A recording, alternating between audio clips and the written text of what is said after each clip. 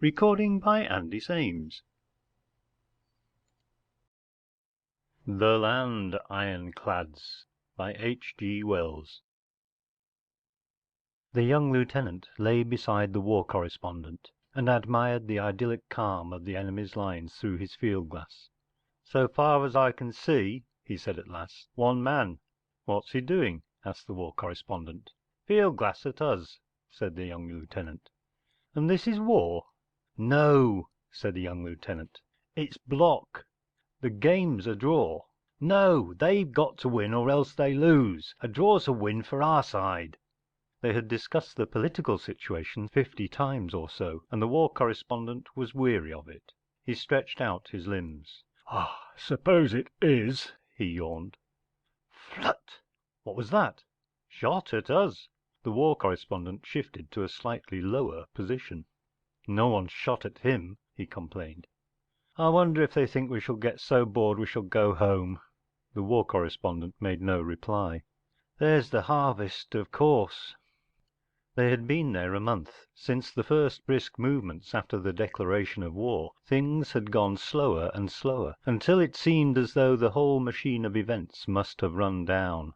To begin with, they had had almost a scampering time. The invader had come across the frontier on the very dawn of the war, in half a dozen parallel columns behind a cloud of cyclists and cavalry, with a general air of coming straight on the capital, and the defender horsemen had held him up and peppered him and forced him to open out to outflank, and had then bolted to the next position in the most approved style for a couple of days, until in the afternoon, bump, they had the invader against their prepared lines of defence.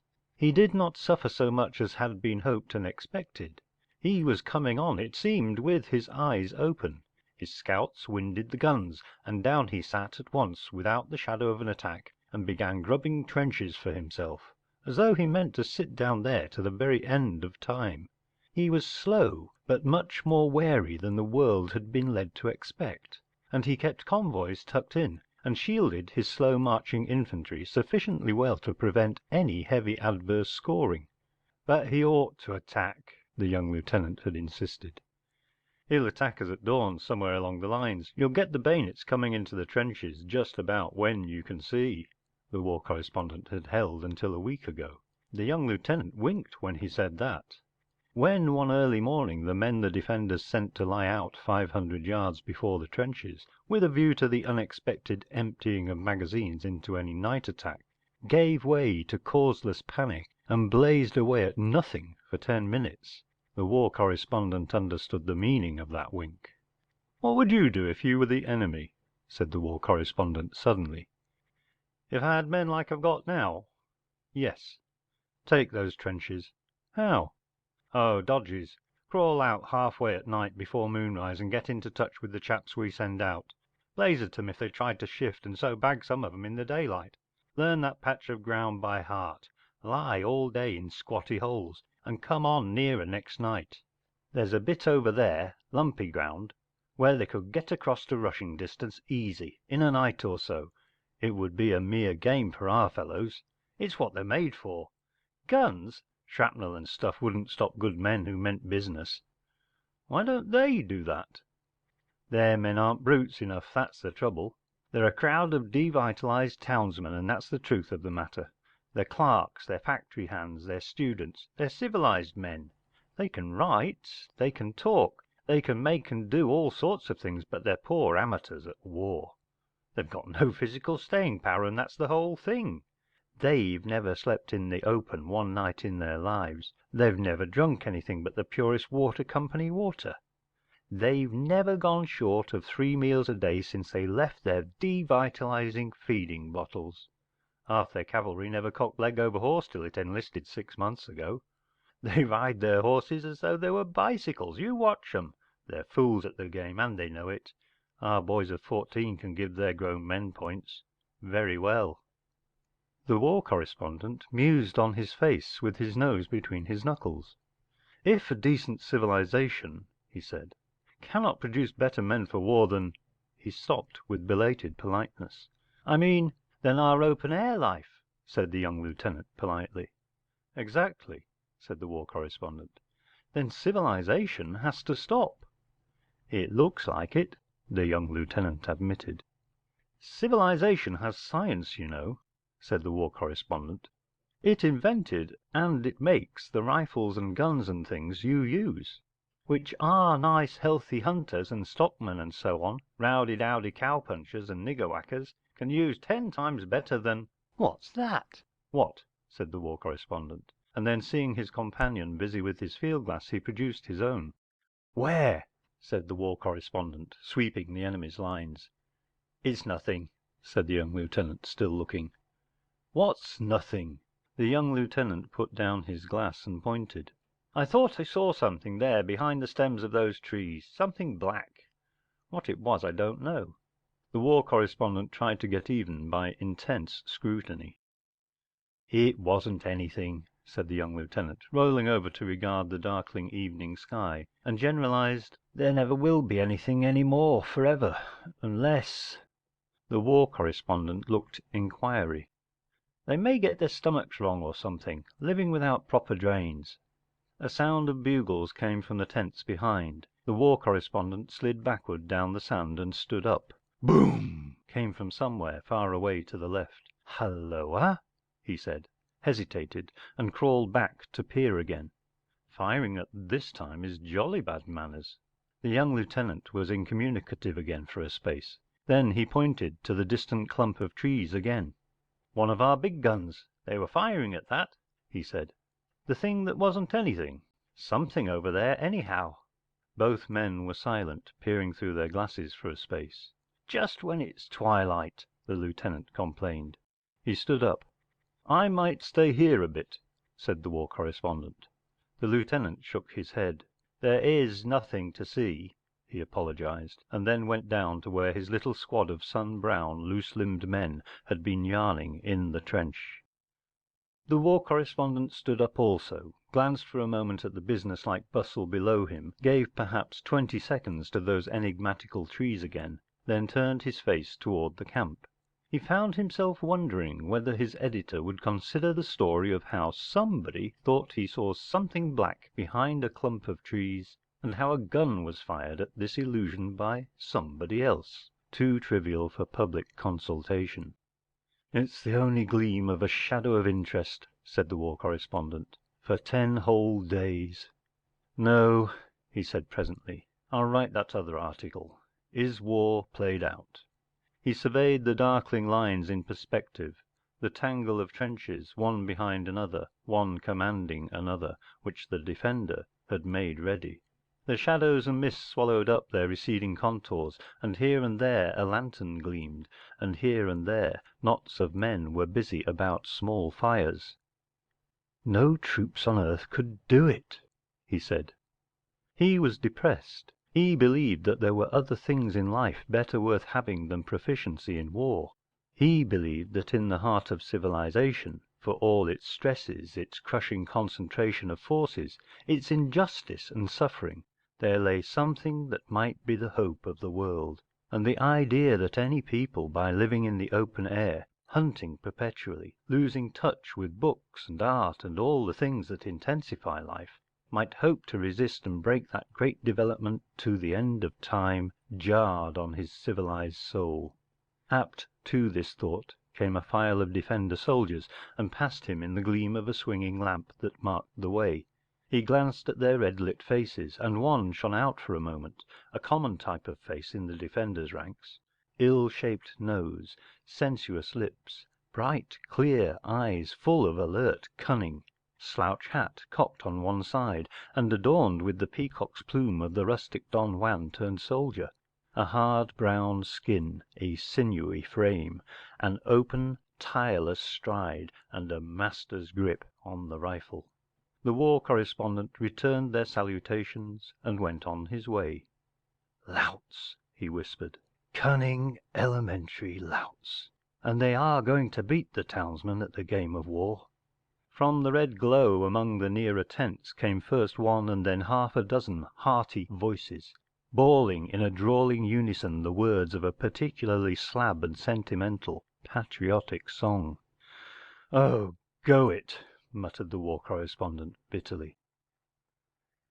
It was opposite the trenches called after Hackbone's hut that the battle began. There the ground stretched broad and level between the lines, with scarcely shelter for a lizard, and it seemed to the startled, just awakened men who came crowding into the trenches that this was one more proof of that green inexperience of the enemy of which they had heard so much. The war correspondent would not believe his ears at first, and swore that he and the war artist, who, still imperfectly roused, was trying to put on his boots by the light of a match held in his hand, were the victims of a common illusion. Then, after putting his head in a bucket of cold water, his intelligence came back as he towelled. He listened. “ Gollies,” he said, “ that's something more than scare firing this time. It's like 10,000 carts on a bridge of tin.” There came a sort of enrichment to that steady uproar. Machine guns! Then guns! The artist, with one boot on, thought to look at his watch, and went to it, hopping. “ Half an hour from dawn,” he said. “ You were right about their attacking after all.” The war correspondent came out of the tent, verifying the presence of chocolate in his pocket as he did so. He had to halt for a moment or so until his eyes were toned down to the night a little. “ Pitch,” he said. He stood for a space to season his eyes before he felt justified in striking out for a black gap among the adjacent tents. The artist, coming out behind him, fell over a tent rope. It was 2:30 in the morning of the darkest night in time, and against a sky of dull black silk the enemy was talking searchlights, a wild jabber of searchlights. “ He's trying to blind our riflemen,” said the war correspondent with a flash, and waited for the artist, and then set off with a sort of discreet haste again. “ Whoa !” he said presently. “ Ditches !” They stopped. “ It's the confounded searchlights,” said the war correspondent. They saw lanterns going to and fro near by, and men falling in to march down to the trenches. They were for following them, and then the artist began to feel his night eyes. “ If we scramble this,” he said, “ and it's only a drain, there's a clear run up to the ridge.” And that way they took. Lights came and went in the tents behind as the men turned out, and ever and again they came to broken ground, and staggered and stumbled, but in a little while they drew nearer the crest. Something that sounded like the impact of a very important railway accident happened in the air above them, and the shrapnel bullets seethed about them like a sudden handful of hail. “ Right ho !” said the war correspondent, and soon they judged they had come to the crest, and stood in the midst of a world of great darkness and frantic glares, whose principal fact was sound. Right and left of them and all about them was the uproar, an army full of magazine fire, at first chaotic and monstrous, and then, eked out by little flashes and gleams and suggestions, taking the beginnings of a shape. It looked to the war correspondent as though the enemy must have attacked in line and with his whole force, in which case he was either being or was already annihilated. “ Dawn and the dead,” he said, with his instinct for headlines. He said this to himself, but afterwards, by means of shouting, he conveyed an idea to the artist. “ They must have meant it for a surprise,” he said. It was remarkable how the firing kept on. After a time he began to perceive a sort of rhythm in this inferno of noise. It would decline perceptibly, droop towards something that was comparatively a pause of inquiry. “ Aren't you all dead yet? ” this pause seemed to say. The flickering fringe of rifle flashes would become attenuated and broken, and the whack bang of the enemy's big guns 2 miles away there would come up out of the deeps. Then suddenly, east or west of them, something would startle the rifles to a frantic outbreak again. The war correspondent taxed his brain for some theory of conflict that would account for this, and was suddenly aware that the artist and he were vividly illuminated. He could see the ridge on which they stood, and before them, in black outline, a file of riflemen hurrying down towards the nearer trenches. It became visible that a light rain was falling, and farther away towards the enemy was a clear space with men running across it in disorder. He saw one of those men throw up his hands and drop, and something else black and shining loomed up on the edge of the beam coruscating flashes, and behind it and far away a calm white eye regarded the world. “ Whit, whit, whit !” sang something in the air, and then the artist was running for cover, with the war correspondent behind him. Bang came shrapnel, bursting close at hand as it seemed, and our two men were lying flat in a dip in the ground, and the light and everything had gone again, leaving a vast note of interrogation upon the night.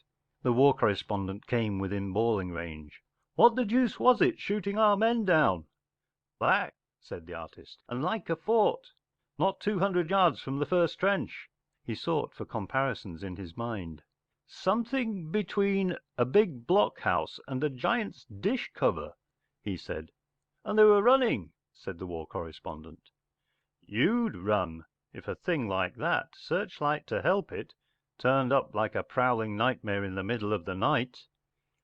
They crawled to what they judged the edge of the dip, and lay regarding the unfathomable dark. For a space they could distinguish nothing, and then a sudden convergence of the searchlights of both sides brought the strange thing out again.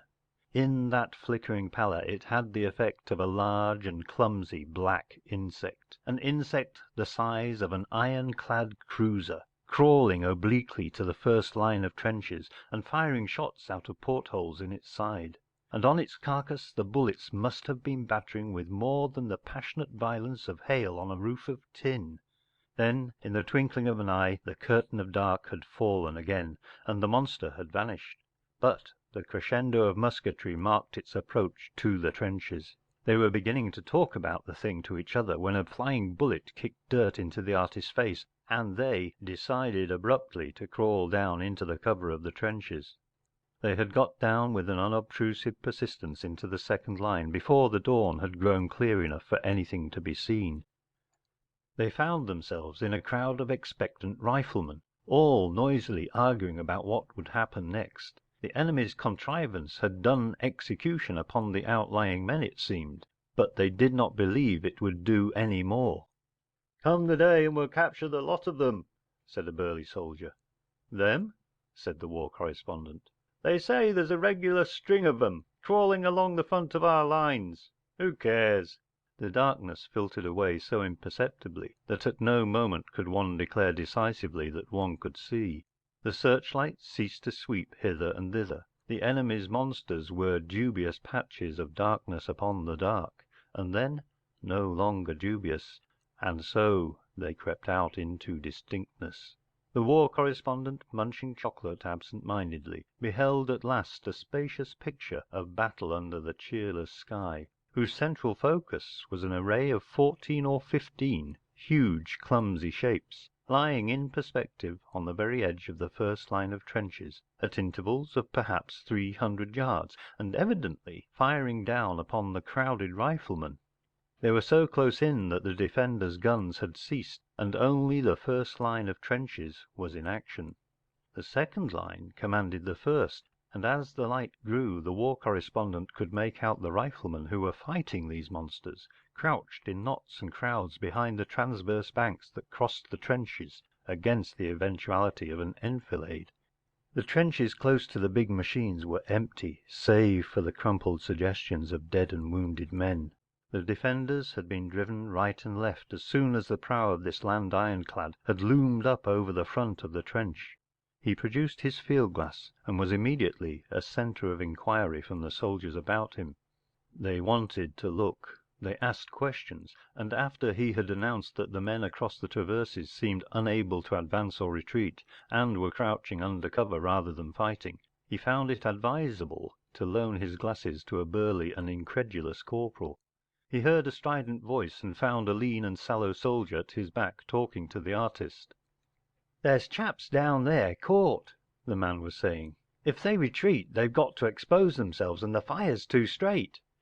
They aren't firing much, but every shot's a hit.” “ Who ? ” “The chaps in that thing, the men who are coming up.” “ Coming up where ? ” “ We're evacuating them trenches where we can. Our chaps are coming back up in the zigzags, no end of 'em hit.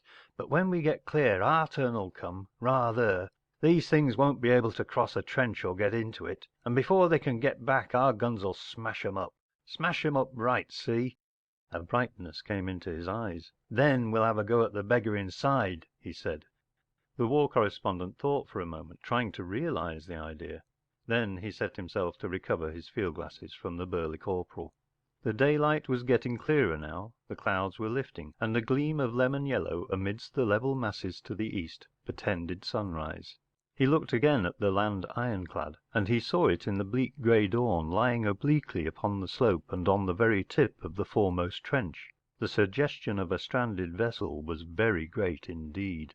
It might have been from 80 to 100 feet long. It was about 250 yards away. Its vertical side was 10 feet high or so, smooth for that height, and then with a complex patterning under the eaves of its flattish turtle cover. This patterning was a close interlacing of portholes, rifle barrels, and telescope tubes, sham and real, indistinguishable one from the other. The thing had come into such a position as to enfilade the trench, which was empty now, so far as he could see, except for 2 or 3 crouching knots of men and the tumbled dead. Behind it, across the plain, it had scored the grass with a train of linked impressions, like the dotted tracings sea things leave in sand. Left and right of that track, dead men and wounded men were scattered. Men it had picked off as they fled back from their advanced positions in the searchlight glare from the invaders' lines. And now it lay, with its head projecting a little over the trench it had won, as if it were a single sentient thing planning the next phase of its attack. He lowered his glasses and took a more comprehensive view of the situation. These creatures of the night had evidently won the first line of trenches, and the fight had come to a pause. In the increasing light he could make out by a stray shot or a chance exposure that the defenders' marksmen were lying thick in the second and third line of trenches towards the low crest of the position, and in such of the zigzags as gave them a chance of a converging fire. The men about him were talking of guns. "We're in the line of the big guns at the crest, but they'll soon shift one to pepper them," the lean man said reassuringly. "Whoop!" said the corporal. Bang, bang, bang, whirr! It was a sort of nervous jump, and all the rifles were going off by themselves. The war correspondent found himself and the artist, 2 idle men crouching behind a line of preoccupied backs of industrious men discharging magazines. The monster had moved. It continued to move, regardless of the hail that splashed its skin with bright new specks of lead. It was singing a mechanical ditty to itself. Tuff, tuff, tuff, tuff, tuff, tuff, and squirting out little jets of steam behind. It had humped itself up as a limpet does before it crawls. It had lifted its skirt and displayed along the length of it feet. They were thick, stumpy feet, between knobs and buttons in shape, flat, broad things reminding one of the feet of elephants or the legs of caterpillars. And then, as the skirt rose higher, the war correspondent, scrutinizing the thing through his glasses again, saw that these feet hung, as it were, on the rims of wheels. His thoughts whirled back to Victoria Street, Westminster, and he saw himself in the piping times of peace seeking matter for an interview. Mr. Diplock, he said, and he called them pedrails. Fancy meeting them here. The marksman beside him raised his head and shoulders in a speculative mood to fire more certainly. It seemed so natural to assume the attention of the monster must be distracted by this trench before it, and was suddenly knocked backwards by a bullet through his neck. His feet flew up, and he vanished out of the margin of the watcher's field of vision. The war correspondent grovelled tighter, but after a glance behind him at a painful little confusion, he resumed his field glass, for the thing was putting down its feet one after the other, and hoisting itself farther and farther over the trench. Only a bullet in the head could have stopped him looking just then. The lean man with the strident voice ceased firing to turn and reiterate his point. "They can't possibly cross," he bawled. "They—" Bang, bang, bang, bang drowned everything. The lean man continued speaking for a word or so, then gave it up, shook his head to enforce the impossibility of anything crossing a trench like the one below, and resumed business once more. And all the while that great bulk was crossing. When the war correspondent turned his glass on it again, it had bridged the trench, and its queer feet were rasping away at the farther bank in the attempt to get a hold there. It got its hold. It continued to crawl until the greater bulk of it was over the trench, until it was all over. Then it paused for a moment, adjusted its skirt a little nearer the ground, gave an unnerving toot toot, and came on abruptly at a pace of perhaps 6 miles an hour straight up the gentle slope towards our observer. The war correspondent raised himself on his elbow and looked a natural inquiry at the artist. For a moment the men about him stuck to their position and fired furiously. Then the lean man, in a mood of precipitancy, slid backwards, and the war correspondent said, "Come along," to the artist, and led the movement along the trench.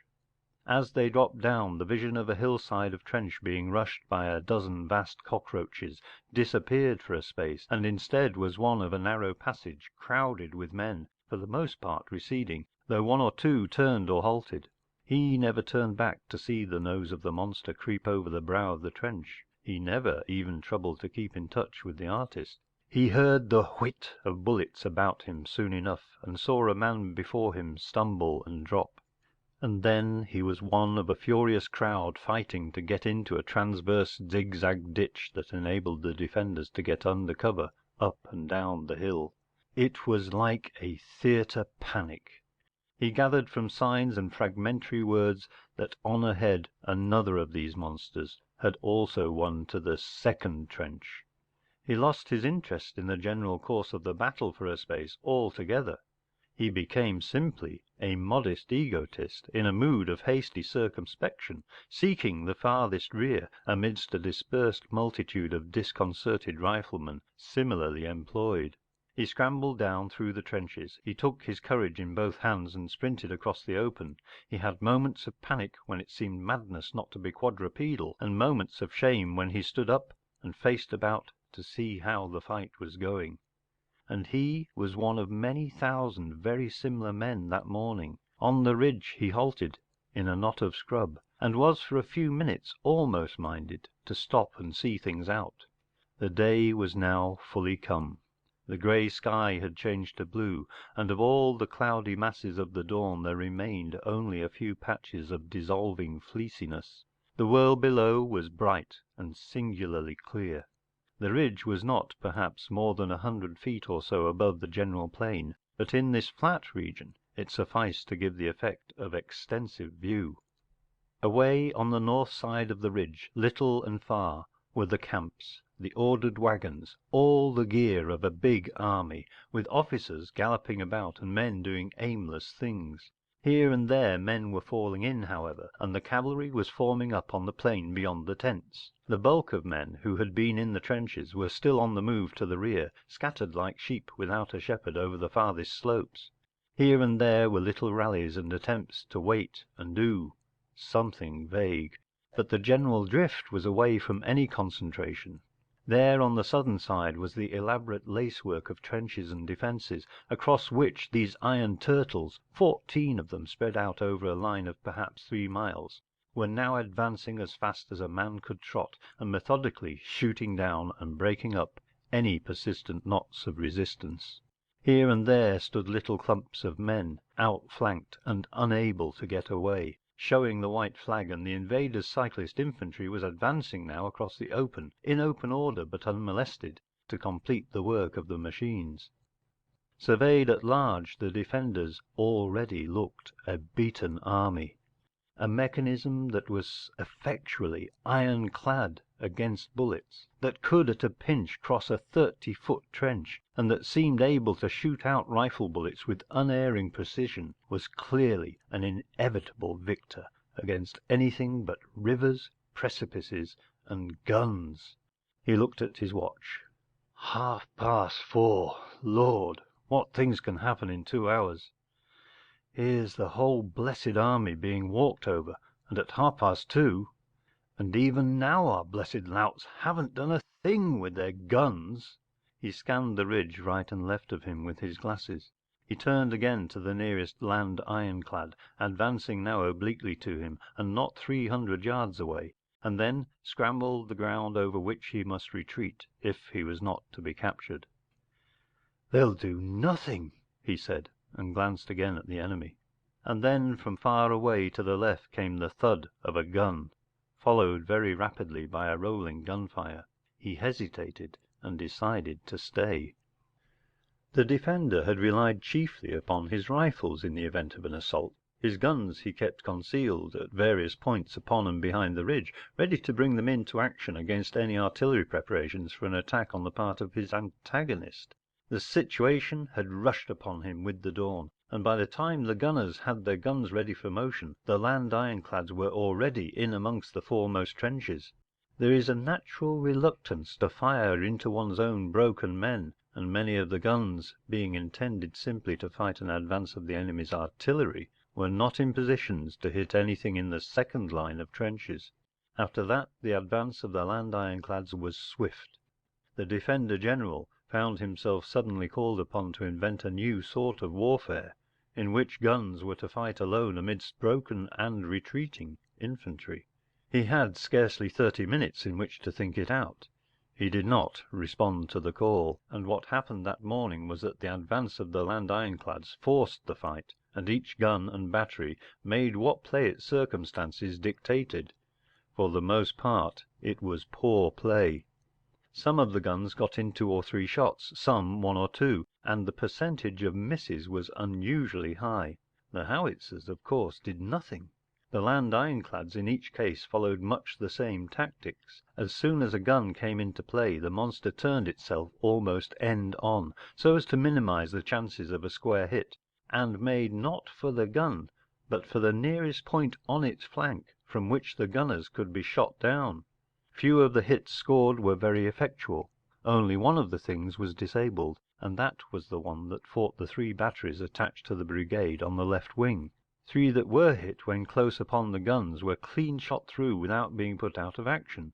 Our war correspondent did not see that one momentary arrest of the tide of victory on the left. He saw only the very ineffectual fight of half battery 96B close at hand upon his right.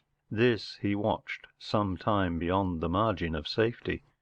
Just after he heard the 3 batteries opening up upon his left he became aware of the thud of horses' hoofs from the sheltered side of the slope, and presently saw first 1 and then 2 other guns galloping into position along the north side of the ridge, well out of sight of the great bulk that was now creeping obliquely towards the crest and cutting up the lingering infantry beside it and below as it came. The half battery swung round into line, each gun describing its curve, halted, unlimbered, and prepared for action. Bang! The land ironclad had become visible over the brow of the hill, and just visible as a long black back to the gunners. It halted as though it hesitated. The 2 remaining guns fired, and then their big antagonist had swung round and was in full view end on against the sky, coming at a rush.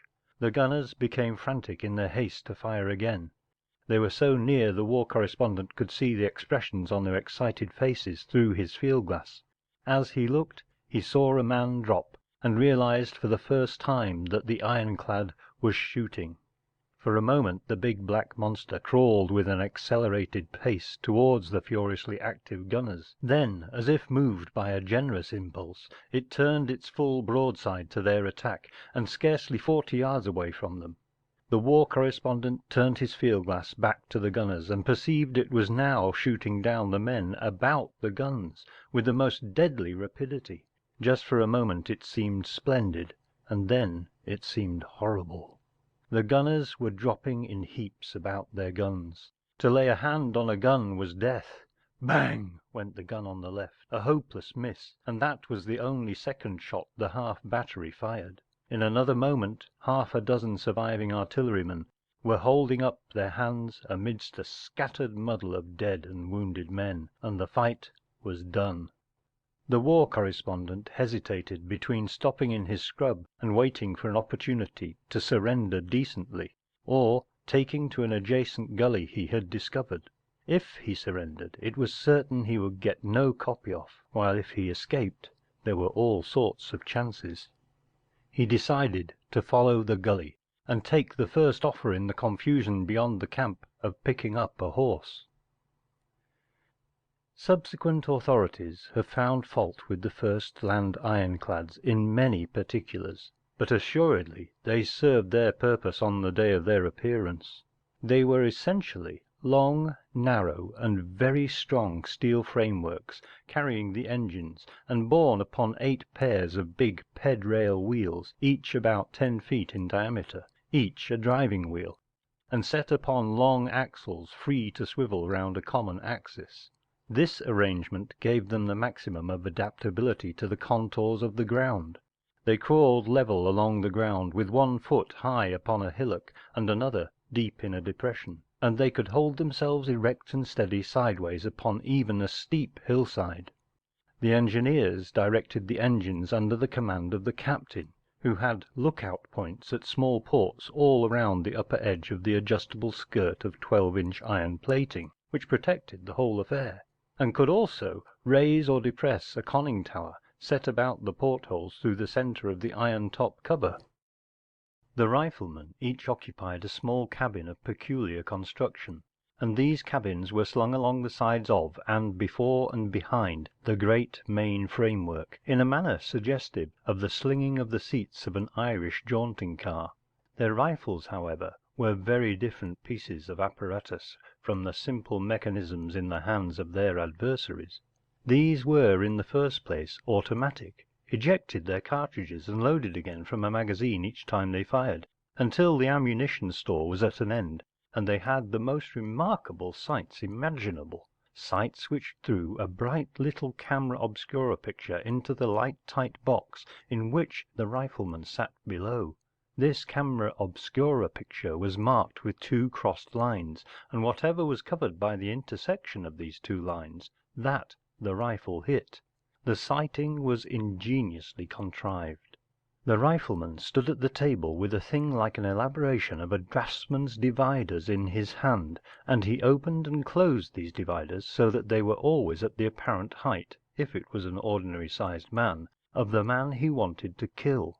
A little twisted strand of wire like an electric light wire ran from this implement up to the gun, and as the dividers opened and shut the sights went up and down.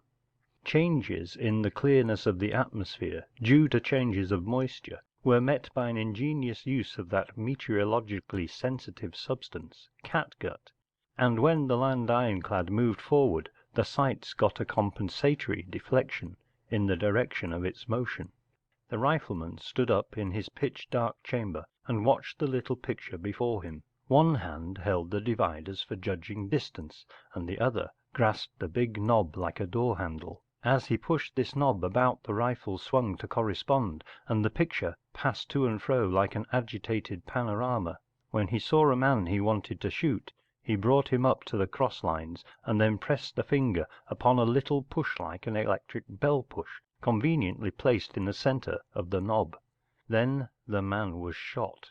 If by any chance the rifleman missed his target, he moved the knob a trifle or readjusted his dividers, pressed the push, and got him the second time. This rifle and its sights protruded from a porthole exactly like a great number of other portholes that ran in a triple row under the eaves of the cover of the land ironclad. Each porthole displayed a rifle and a sight in dummy, so that the real ones could only be hit by a chance shot, and if one was, then the young man below said pshaw, turned on an electric light, lowered the injured instrument into his camera, replaced the injured part, or put up a new rifle if the injury was considerable. You must conceive these cabins as hung clear above the swing of the axles, and inside the big wheels upon which the great elephant-like feet were hung, and behind these cabins, along the centre of the monster, ran a central gallery into which they opened, and along which worked the big compact engines. It was like a long passage into which this throbbing machinery had been packed, and the captain stood about the middle, close to the ladder that led to his conning tower, and directed the silent, alert engineers, for the most part by signs. The throb and noise of the engines mingled with the reports of rifles and the intermittent clangor of the bullet hail upon the armour. Ever and again he would touch the wheel that raised his conning tower, step up his ladder until his engineers could see nothing of him above the waist, and then come down again with orders. 2 small electric lights were all the illumination of this space. They were placed to make him most clearly visible to his subordinates. The air was thick with the smell of oil and petrol, and had the war correspondent been suddenly transferred from the spacious dawn outside to the bows of the apparatus he would have thought himself fallen into another world. The captain, of course, saw both sides of the battle. When he raised his head into the conning tower, there were the dewy sunrise, the amazed and disordered trenches, the flying and falling soldiers, the depressed looking groups of prisoners, the beaten guns. When he bent down again to signal "half speed," "quarter speed," "half circle round towards the right," or what not, he was in the oil‐smelling twilight of the ill‐lit engine‐room. Close beside him, on either side, was the mouthpiece of a speaking tube, and ever and again he would direct one side or the other of his strange craft to "concentrate fire forward on gunners," or to "clear out the trench about 100 yards on our right front." He was a young man, healthy enough but by no means sun‐tanned, and of a type of feature and expression that prevails in His Majesty's Navy: alert, intelligent, quiet. He and his engineers and his riflemen all went about their work calm and responsible men. They had none of that flapping strenuousness of the half‐wit in a hurry, that excessive strain upon the blood vessels, that hysteria of effort which is so frequently regarded as the proper state of mind for heroic deeds. If their machine had demanded anything of the sort they would, of course, have improved their machine. They were all perfectly sober and in good training, and if any of them had begun to ejaculate nonsense or bawl patriotic airs, the others would probably have gagged him up as a dangerous, unnerving sort of fool. And if they were free from hysteria, they were equally free from that stupid affectation of nonchalance which is the refuge of the thoroughly incapable in danger. Death was abroad, and there were marginal possibilities of the unforeseen. But it is no good calculating upon the incalculable, and so, beyond a certain unavoidable tightening up of nerve and muscle, a certain firmness of the lips, this affected them not at all. For the enemy these young engineers were defeating they felt a certain qualified pity and a quite unqualified contempt. They regarded these big healthy men they were shooting down precisely as these same big healthy men might regard some inferior kind of nigger. They despised them for making war, despised their bawling patriotisms and their emotionality profoundly, despised them above all for the petty cunning and the almost brutish want of imagination their method of fighting displayed. If they must make war, these young men thought, why in thunder don't they do it like sensible men? They resented the assumption that their own side was too stupid to do anything more than play their enemy's game, that they were going to play this costly folly according to the rules of unimaginative men. They resented being forced to the trouble of making man-killing machinery, resented the alternative of having to massacre these people or endure their truculent yappings, resented the whole unfathomable imbecility of war. Meanwhile, with something of the mechanical precision of a good clerk posting a ledger, the riflemen moved their knobs and pressed their buttons. The captain of Land Ironclad No. 3 had halted on the crest close to his captured half-battery. His lined-up prisoners stood hard by and waited for the cyclists behind to come for them. He surveyed the victorious morning through his conning tower. He read the general's signals. 5 and 4 to keep among the guns to the left and prevent any attempt to recover them. 7 and 11 and 12 stick to the guns you have got. 7 get into position to command the guns taken by 3. Then we're to do something else, are we? 6 and 1 quicken up to about 10 miles an hour and walk round behind that camp to the levels near the river. We shall bag the whole crowd of them, interjected the young man. Ah, here we are. 2 and 3, 8 and 9, 13 and 14, space out to 1,000 yards, wait for the word, and then go slowly to cover the advance of the cyclist infantry against any charge of mounted troops. That's all right, but where's 10? Halloa! 10 to repair and get movable as soon as possible. They've broken up 10. The discipline of the new war machines was businesslike rather than pedantic, and the head of the captain came down out of the conning tower to tell his men. I say, you chaps there, they've broken up 10. Not badly, I think, but anyhow he's stuck.” But that still left 13 of the monsters in action to finish up the broken army. The war correspondent, stealing down his gully, looked back and saw them all lying along the crest and talking fluttering congratulatory flags to one another. Their iron sides were shining golden in the light of the rising sun. The private adventures of the war correspondent terminated in surrender about 1 o'clock in the afternoon, and by that time he had stolen a horse, pitched off it, and narrowly escaped being rolled upon, found the brute had broken its leg, and shot it with his revolver.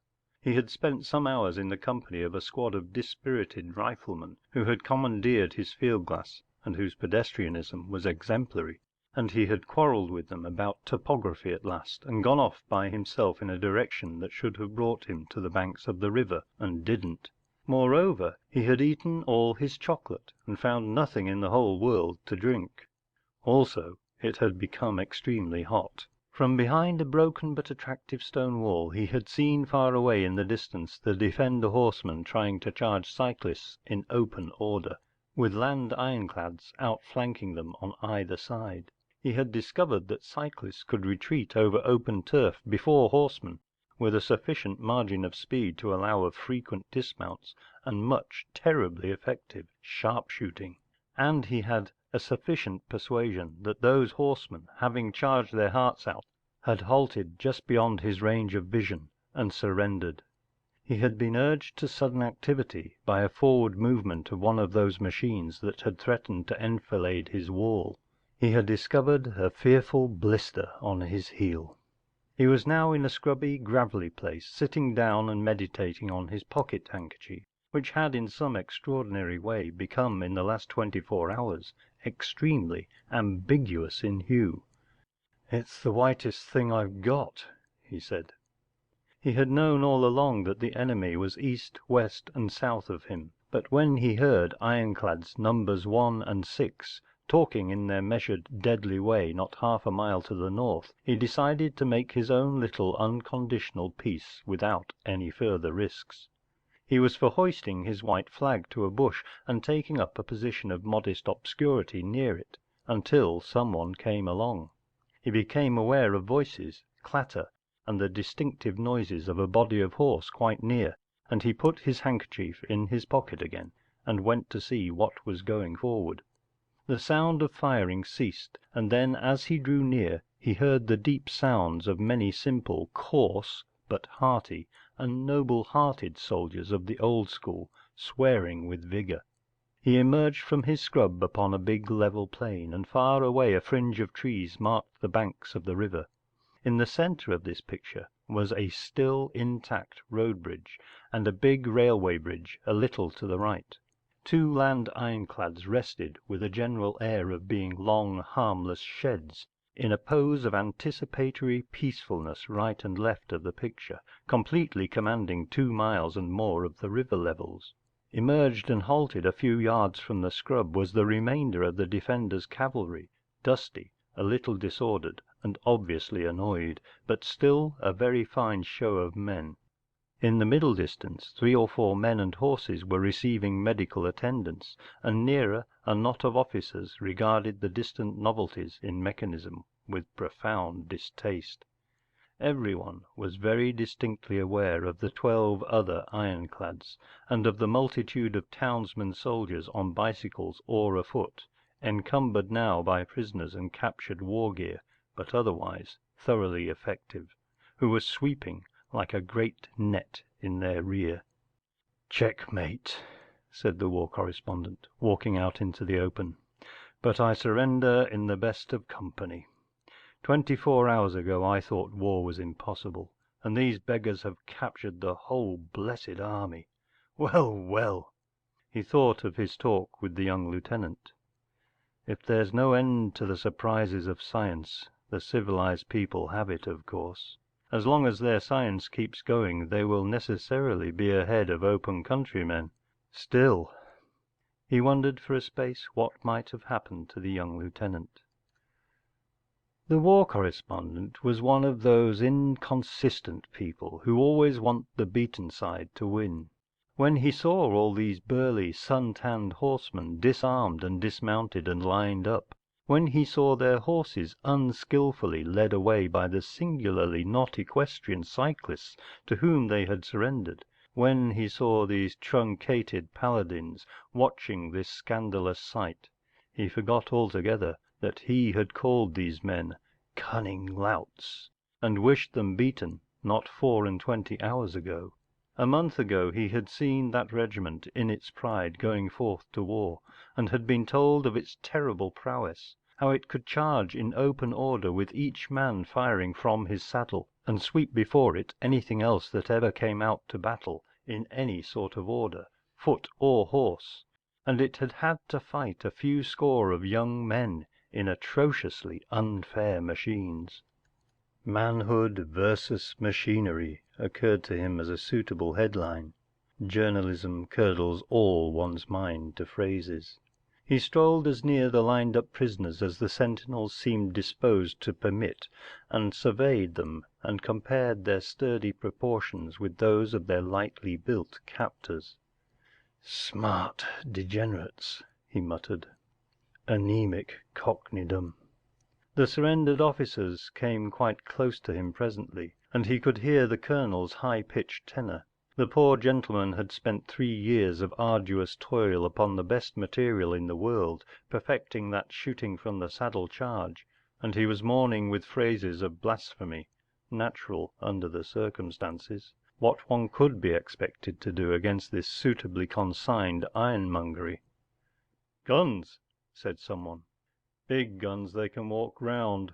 You can't shift big guns to keep pace with them, and little guns in the open they rush. I saw 'em rushed. You might do a surprise now and then. Assassinate the brutes, perhaps. You might make things like 'em. What? More ironmongery? Us?”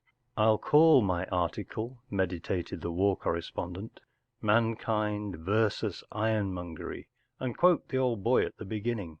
And he was much too good a journalist to spoil his contrast by remarking that the half-dozen comparatively slender young men in blue pyjamas who were standing about their victorious land ironclad, drinking coffee and eating biscuits, had also in their eyes and carriage something not altogether degraded below the level of a man. End of The Land Ironclads by H. G. Wells. Recording by Andy Sames.